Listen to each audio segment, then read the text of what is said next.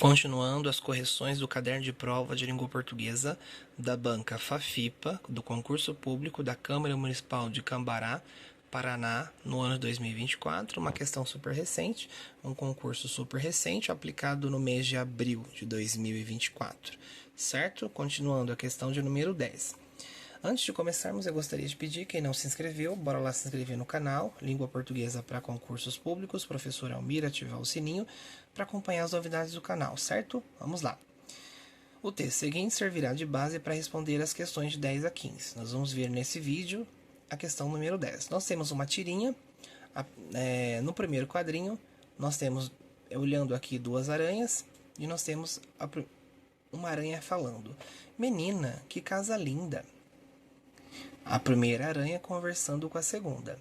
E aí ela continua: "Olha, essas formas, que sonho!" Então a primeira aranha aqui, essa aranha aqui, ela tá encantada, né?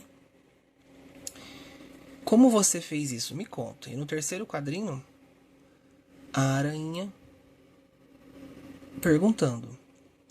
E aí, para nossa surpresa, o que acontece? Toda tirinha eu tenho uma situação inicial, que era aqui, eu tenho uma situação inicial, e eu tenho humor na tirinha, que é o rompimento, é uma quebra de expectativa. O que nós podemos perceber aqui? Então, na tirinha, a gente tem um rompimento, vou abreviar, de uma expectativa. Vou abreviar aqui, de uma expectativa. Ou seja, aquilo que era esperado, expectativa. Ou seja, aquilo que era esperado, o que era esperado aqui? A segunda aranha falar como que ela fez a casa dela. Mas, na verdade, é segredo. Então, na verdade, o que a gente pode perceber aqui pela linguagem não verbal? Nós temos aqui que não é a casa dela. Nós temos aqui, ó, um instrumento, não. Nós temos aqui um termo acessório, né? Desses que a gente encontra nas casas. E as aranhas estavam lá. Então, nós temos aqui o rompimento de uma expectativa. Ou seja, qual era a expectativa aqui? Era da segunda aranha, essa aranha aqui, contar como ela conseguiu construir essas linhas aqui, ó, tá? Essa casa linda de teia de aranhas. E, na verdade, no último quadrinho, nós temos um rompimento, que é uma quebra de expectativa. Acontece uma outra coisa, tá? Salve essa dica sobre análise. Isso aqui é uma dica de interpretação textual de tirinha. O humor, que é o rompimento de uma expectativa, certo? Vamos lá. Isso vai te ajudar agora a interpretar e entender o exercício. Então, questão de número 10. O filtro dos sonhos é um amuleto da cultura indígena norte-americana, acreditado por purificar energias ao separar sonhos negativos dos positivos. Então, esse instrumento não. Isso daqui é um amuleto, ó, chamado filtro dos sonhos, tá?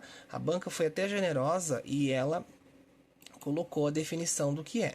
O filtro dos sonhos consiste em um círculo, tradicionalmente feito com fibras de um salgueiro chorão e revestido com tiras de couro, ao qual são amarrados vários fios, formando uma espécie de teia de aranha, com uma abertura circular no centro. Bom, o enunciado um pouquinho grande.